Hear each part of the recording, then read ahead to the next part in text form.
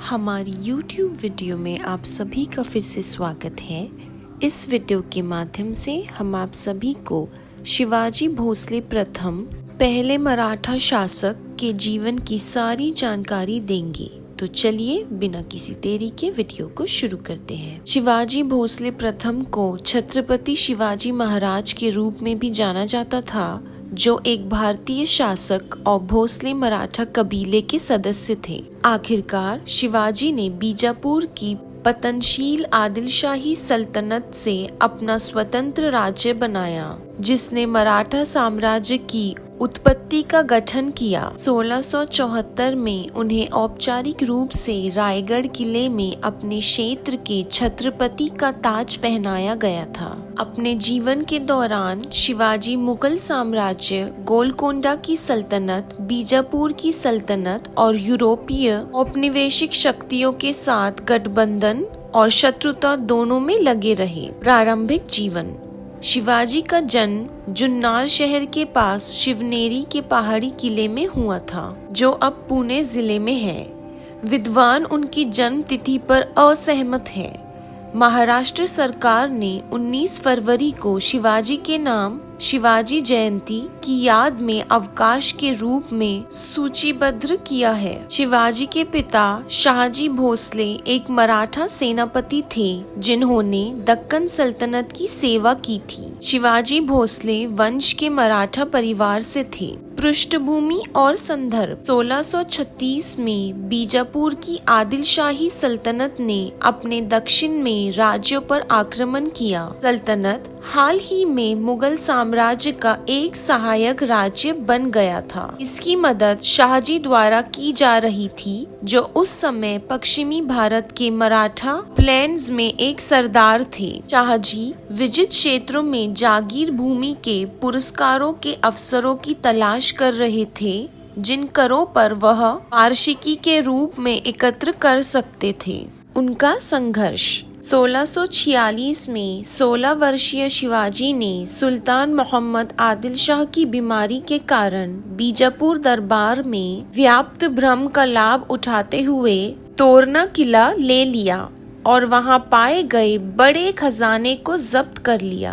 उन्होंने रायगढ़ नामक एक नए किले के निर्माण के लिए तोरना में पाए गए खजाने का उपयोग किया। कुछ समय बाद शिवाजी ने फिर से छापा मारना शुरू किया और 1656 में विवादास्पद परिस्थितियों में बीजापुर के एक साथी मराठा सामंत चंद्रराव मोरे की हत्या कर दी और वर्तमान में महाबलेश्वर के हिल स्टेशन के पास जावली की घाटी को उनसे जब्त कर लिया। जावली की विजय ने शिवाजी को दक्षिण और दक्षिण पश्चिमी महाराष्ट्र में अपने छापे का विस्तार करने की अनुमति दी। अफजल खान के साथ लड़ाई। 1657 में सुल्तान या अधिक संभावना है कि उनकी मां और रिजेंट ने शिवाजी को गिरफ्तार करने के लिए एक अनुभवी जनरल अफजल खान को भेजा। 10 नवंबर 1659 को लड़ी गई प्रतापगढ़ की आगामी लड़ाई में शिवाजी की सेनाओं ने बीजापुर सल्तनत की सेनाओं को निर्णायक रूप से हराया। बीजापुर सेना के 3000 से अधिक सैनिक मारे गए और उच्च रैंक के एक सरदार अफजल खान के 2 बेटों और 2 मराठा प्रमुखों को बंदी बना लिया गया। जीत के बाद प्रतापगढ़ के नीचे शिवाजी द्वारा एक भव्य समीक्षा आयोजित की गई थी। पन्हाला की घेराबंदी।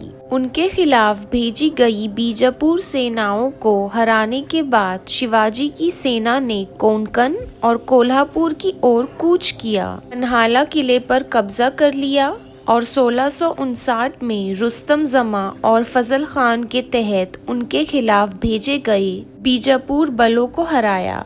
महीनों की घेराबंदी के बाद शिवाजी ने सिद्दी जौहर के साथ बातचीत की और 22 सितंबर 1660 को विशालगढ़ को वापस लेते हुए किले को सौंप दिया। शिवाजी ने 1673 में पन्हाला पर फिर से कब्जा कर लिया। मुगलों के साथ संघर्ष। 1657 तक शिवाजी ने मुगल साम्राज्य के साथ शांतिपूर्ण संबंध बनाए रखे। शिवाजी ने औरंगजेब को अपनी सहायता की पेशकश की, जो तब दक्कन के मुगल वाइसरॉय और मुगल सम्राट के बेटे थे। मुगलों के साथ शिवाजी का टकराव मार्च 1657 में शुरू हुआ था, जब शिवाजी के 2 अधिकारियों ने अहमदनगर के पास मुगल क्षेत्र पर छापा मारा। औरंगजेब ने अहमदनगर में शिवाजी की सेनाओं को हराने वाले नसीरी खान को भेजकर छापे का जवाब दिया। शाइस्ता खान और सूरत पर हमला।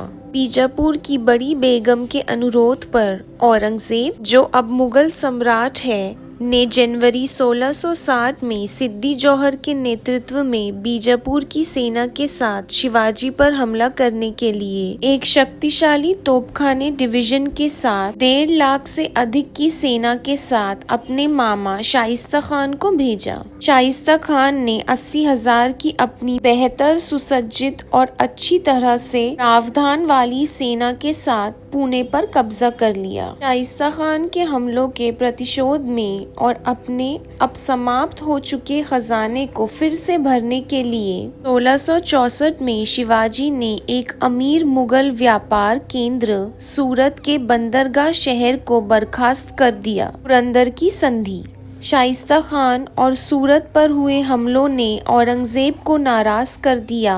जवाब में उन्होंने शिवाजी को हराने के लिए लगभग 15,000 की सेना के साथ इस राजपूत जनरल मिर्जा राजा जयसिंह प्रथम को भेजा। 1665 के मध्य तक पुरंदर में किले को घेर लिया गया और कब्जा कर लिया गया। शिवाजी को जय सिंह के साथ आने के लिए मजबूर होना पड़ा। 11 जून 1665 को शिवाजी और जय सिंह के बीच हस्ताक्षरित पुरंदर की संधि में शिवाजी ने अपने 23 किलो को छोड़ने के लिए सहमति व्यक्त की, 12 अपने लिए रखे और मुगलों को 4 लाख सोने की हुन का मुआवजा दिया। शिवाजी मुगल साम्राज्य के जागीरदार बनने के लिए सहमत हुए और अपने बेटे संभाजी को 5,000 घुड़सवारों के साथ दक्कन में मुगलों के लिए लड़ने के लिए एक मनसबदार के रूप में भेजने के लिए सहमत हुए। उनका राज्याभिषेक। शिवाजी ने अपने अभियानों के माध्यम से व्यापक भूमि और धन हासिल किया था, लेकिन औपचारिक शीर्षक की कमी के कारण वह अभी भी तकनीकी रूप से एक मुगल जमींदार या बीजापुर जागीरदार के बेटे थे, जिनके पास अपने वास्तविक डोमेन पर शासन करने का कोई कानूनी आधार नहीं था। एक राजा की उपाधि इसे संबोधित कर सकती है और अन्य मराठा नेताओं द्वारा किसी भी चुनौती को भी रोक सकती है जिनके लिए वह तकनीकी रूप से समान थे। यह हिंदू मराठों को मुसलमानों द्वारा शासित क्षेत्र में एक साथी हिंदू संप्रभु भी प्रदान करेगा। शिवाजी के दरबार के ब्राह्मणों के बीच विवाद पैदा हो गए। उन्होंने शिवाजी को राजा के रूप में ताज पहनाने से इनकार कर दिया, क्योंकि यह दर्जा हिंदू समाज में क्षत्रिय योद्धा वर्ण के लोगों के लिए आरक्षित था। शिवाजी को इस स्थिति को लागू करने के लिए एक पवित्र धागा समारोह दिया गया था